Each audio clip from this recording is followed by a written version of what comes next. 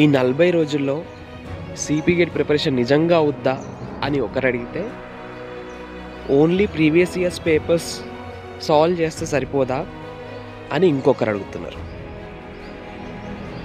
ఇవి మన యూట్యూబ్ ఛానల్లో సబ్స్క్రైబర్స్ అడుగుతున్న క్వశ్చన్స్. ఎందుకు ఇట్లాంటి ప్రశ్నలు వస్తున్నాయి అనేది ఒకసారి చూసుకోవాలి. ఎందుకంటే ఈ ప్రశ్నలు అడుగుతున్న సమయానికి ఏం చేస్తున్నాం మనం, ఈ ప్రశ్న అడిగిన రోజు మనం చేసిన పని ఏంది, ఆ డే మొత్తం మీద మనం ఏం పని చేసినాం. సిపి గేట్ గురించి ఆలోచిస్తూనే కూర్చున్నామా, బుక్ దొరకట్లేదని ఏ బుక్ చదవాలో తెలియక ఆలోచిస్తూ కూర్చున్నామా, లేదంటే ఒక మంచి మెటీరియల్ తీసుకుని ఒక టాపిక్ ఫినిష్ చేసినామా, లేదు ఒక previous year question paper solve చేసినామా, లేదా ప్రీవియస్ ఇయర్ క్వశ్చన్ పేపర్ దొరకక ఊరికే కూర్చున్నామా, లేదా నాకు సీట్ వస్తుందా రాదా అని ఆలోచిస్తూ కూర్చున్నామా. ఇన్ని ప్రశ్నలు ఒకసారి మనల్ని మనం వేసుకోవాల్సి ఉంటుంది.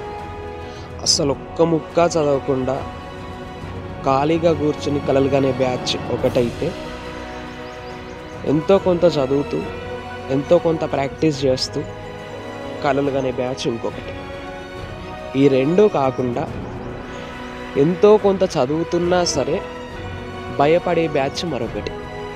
మీరు ఏ బ్యాచ్లో ఉన్నారనేది ఒకసారి చూసుకోండి. ఎందుకంటే ఏం చదవకుండా కలలు కనటం, ఎంతో కొంత చదువుతున్నా లేదా బాగా చదువుతున్నా భయపడడం, ఇవి అయితే ఖచ్చితంగా పాజిటివ్ రిజల్ట్ నీకు. అది ఇట్లాంటి ఒక ఇన్సిడెంటే నా డిగ్రీలో నేను చూసిన. ఏంటంటే క్లాస్ రూమ్ అన్నాక అందరూ ఉంటారు, టాపర్స్ ఉంటారు, యావరేజ్ స్టూడెంట్స్ ఉంటారు, డల్లర్స్ ఉంటారు. అయితే నా ఫ్రెండ్ ఒకరు టాపర్, ఇంకొకరు యావరేజ్ స్టూడెంట్స్. వీళ్ళిద్దరు నా ఫ్రెండ్సే. అయితే టాపర్ ఎవరైతే ఉన్నారో మస్తు చదివేటోడు, ఎవరు ఏ క్వశ్చన్ అడిగినా ఆన్సర్ చేసేటోడు, డిస్కస్ చేసేటోడు, ఎక్స్ప్లెయిన్ చేసేటోడు. అది అయితే ఇంకా మేము అందరం అనుకున్నాం ఈ టాపర్కి ఖచ్చితంగా మంచి యూనివర్సిటీలో సీట్ వస్తుందని. అది వాడికి తెలుసు వస్తుందని, వాడికి ఆ కాన్ఫిడెన్స్ ఉంది. కానీ మధ్యలో ఏమైందో ఏమో, ప్రిపరేషన్ మధ్యలో వాడికి చాలా ఆలోచనలు రావటం మొదలైనవి. వాడికి వచ్చిన ఫస్ట్ థాట్ ఏంటంటే, నేను ఇంత చదువుతున్నా కదా, అసలు నాకు యూనివర్సిటీలో సీట్ వస్తుందా, నేను అనుకున్న యూనివర్సిటీలో సీట్ వస్తుందా, లేదా ఇంకో యూనివర్సిటీలో సీట్ వస్తే ఎట్లా, నాకు నచ్చని యూనివర్సిటీలో సీట్ వస్తే ఎట్లా. ఇట్లాంటి ఆలోచనలు వాడికి రోజు ఒక 15 నుంచి 20 వచ్చేవి. అవన్నీ నాకు చెప్పేటోడు. అట్లా రోజు కంటిన్యూ అయింది. వాడికి లాస్ట్కి ఒక రోజు ఒక ప్రశ్న వచ్చింది, అసలు నేను క్వాలిఫై అవుతానా అన్న ప్రశ్న వాడికి వచ్చింది. అదేంట్రా, నువ్వు టాపర్ కదా, అంత చదువుతావు, ఎవరేం అడిగినా సాల్వ్ చేస్తావు, నువ్వు క్వాలిఫై కాక ఇంకెవడు అవుతాడు అని మేమంతా అన్నాం. కానీ వాడు మీదికి తలూపినా సరే లోపల వాడికి క్వశ్చన్స్ రన్ అవుతానే ఉన్నాయి. ఇక ఇప్పుడు యావరేజ్ స్టూడెంట్ దగ్గరకు వద్దాం.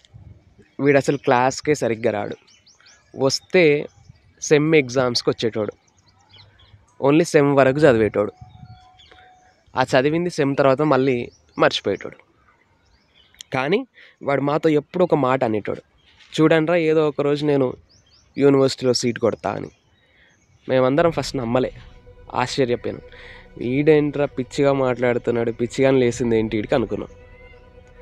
తీరా చూస్తే సిపి గేట్ రిజల్ట్స్ వచ్చిన తర్వాత ఎవడైతే శపథం చేసిండో సీట్ ఖచ్చితంగా కొడతాను ఎవడైతే అన్నాడో, వాడు ఈరోజు ఉస్మానియా యూనివర్సిటీలో ఎంఎస్సీ చేస్తూ ఉన్నాడు.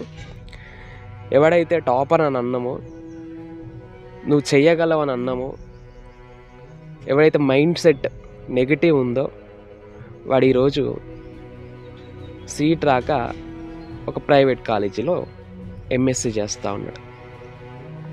అంటే ఇక్కడ మనకు అర్థం చేసుకోవాల్సింది ఏంటంటే, నువ్వు ఎంత తోపైనా, ఎంత బాగా చదివినా, ఎంత హార్డ్ వర్క్ చేసినా, నెగటివ్ మైండ్ సెట్తో ఉంటే అది నిన్ను కిందికి తొక్కేస్తుంది. నువ్వు అనుకున్న రిజల్ట్ ఖచ్చితంగా రాదు. అది అందుకని ముందు మైండ్ సెట్ చూసుకో, నెగిటివ్ ఉందా పాజిటివ్ ఉందా. పూరి జగన్నాథ్ తన పాడ్కాస్ట్లో ఒక మాట అంటాడు, రోజు కొద్దిగా తిను, కొద్దిగా వర్కౌట్ చేయి, కొద్దిగా పడుకో, కొద్దిగా ఫ్రెండ్స్తో గడుపు అండ్ కొద్దిగా చదువుకో. ఈ మాటలు నన్ను చాలా ఇన్స్పైర్ చేసినాయి. నేను అది ఫాలో అయినా. రోజు 1 గంట సేపు చదువుకో, అంతే. 24 గంటలు ఉంటే 10 గంటలు 12 గంటలు చదవాల్సిన అవసరం లేదు.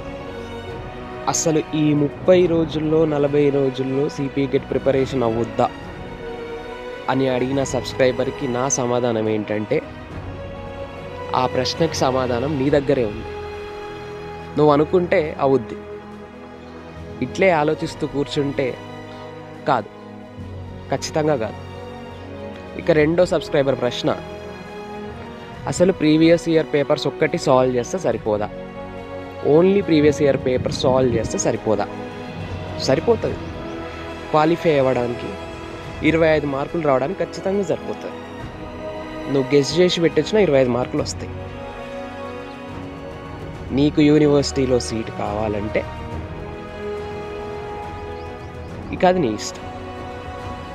నువ్వు ప్రీవియస్ పేపర్సే సాల్వ్ చేస్తావా, అసలు మెటీరియలే రిఫర్ చేయవా, నోట్స్ చదవవా, ఈ 40 రోజులు ఆలోచిస్తూనే కూర్చుంటావా?